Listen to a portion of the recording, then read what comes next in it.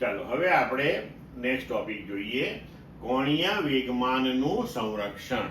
બરોબર, તો આપણે જોઈ ગયા કે કોઈ સંદર્ભ બિંદુની સાપેક્ષે કણોના તંત્રના કુલ કોણીય વેગમાનના ફેરફારનો સમય દર એ તે જ સંદર્ભ બિંદુને અનુલક્ષીને તંત્ર પર લાગતા કુલ બાહ્ય ટોર્ક બરાબર હોય છે, અથવા તો તંત્ર પર લાગતા બાહ્ય ટોર્કના સદિશ સરવાળા જેટલું હોય છે.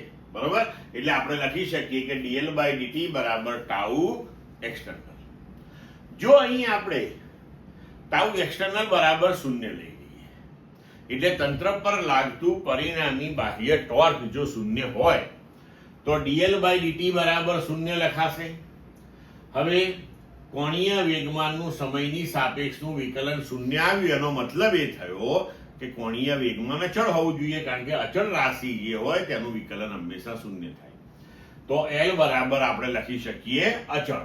તો એનો મતલબ એ થયો કે જો કણોના તંત્ર પર લાગતું કુલ બાહ્ય ટોર્ક 0 હોય તો તેનું કોણીય વેગમાન જે છે અચળ રહે છે, અથવા તો બીજા શબ્દોમાં એમ કહી શકાય કે તેના કોણીય વેગમાનનું સંરક્ષણ થાય છે.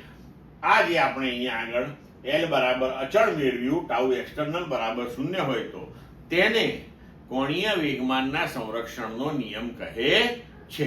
ક્લિયર મિત્રો?